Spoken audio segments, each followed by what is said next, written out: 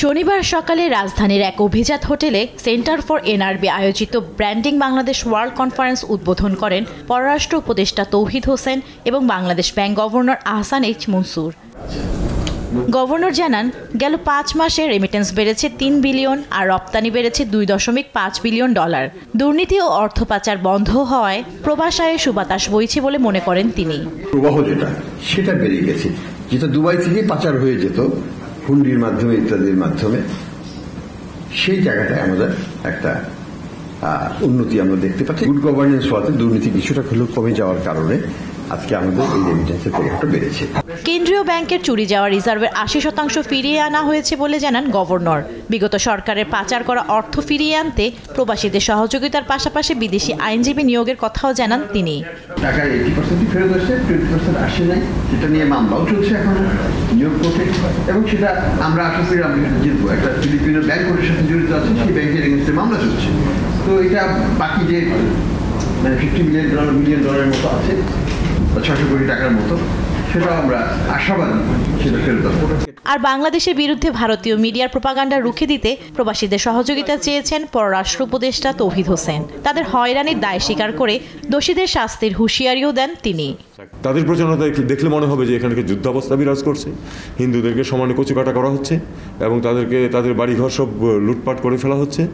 এই ধরনের একটা ইমেজ তারা কিন্তু সৃষ্টি করার চেষ্টা করছে এবং সেটা প্রপাগেট করছে ভারতীয় ডায়াসপোরা সমস্ত পৃথিবীতে। আমার মনে হয় এখানে আপনাদের একটি ভূমিকা পালন করার আছে। আমার পরিচিত জনেরাও বিভিন্ন সময় হয়রানির সম্মুখীন হয়েছেন। এই হয়রানি যাতে বন্ধ হয়, আমরা একটা এনআরবিদের জন্য একটা লাউঞ্জও খোলা হয়েছে, মানে যারা বিদেশ থেকে আসেন কিছুদিন আগে। তো এইটুকুই যথেষ্ট নয়, আমি জানি আমাদের আরও অনেক কিছু করার আছে। আমি স্বীকার করছি যে হয়রানি হয়, সেই হয়রানি দূর করার জন্য যথেষ্ট ব্যবস্থা এখনও নেওয়া হয়নি। আমরা চেষ্টা করছি যে যতটুকু পারা যায় যেন এই ধরনের হয়রানি থেকে মানুষ মুক্তি পান এবং যারা হয়রানির জন্য দায়ী তাদেরকে যেন আমরা শাস্তির সম্মুখীন করতে পারি, এই চেষ্টাও আমাদের থাকবে। তার আশা, রোডম্যাপ প্রকাশ হলেই দ্রুততম সময়ে নির্বাচন হবে। এতে কেটে যাবে রাজনৈতিক অস্থিরতা, ফিরবে বিদেশি বিনিয়োগকারীরা।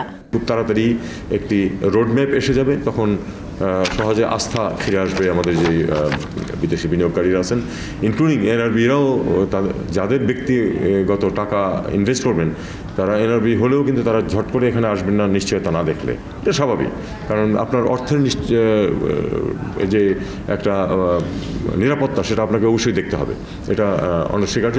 কাজেই এটা আমরা দেখছি এবং আমাদের লক্ষ্য তো একটা যে নির্বাচনের মাধ্যমে একটি নির্বাচিত সরকারের কাছে ক্ষমতা হস্তান্তর করা যথাশীঘ্র সম্ভব, আমরা সেটা জানি এবং সেই লক্ষ্যেই এই সরকার কাজ করছে। একটা রোডম্যাপ এসে গেলে আমি জানি যে অনেকেই নিরাপদ বোধ করবেন। প্রবাসীদের দেশীয় রাজনৈতিক দলাদলিতে লিপ্ত না থেকে সংশ্লিষ্ট দেশের রাজনীতিতে যুক্ত হওয়ার পরামর্শও দেন পররাষ্ট্র উপদেষ্টা। আমরা স্থানীয় রাজনীতিতে জড়িত হব। আমি জান্নাতুল মোহনা, দেশ টিভি, ঢাকা। রাষ্ট্রদূত ছিলাম শুধু।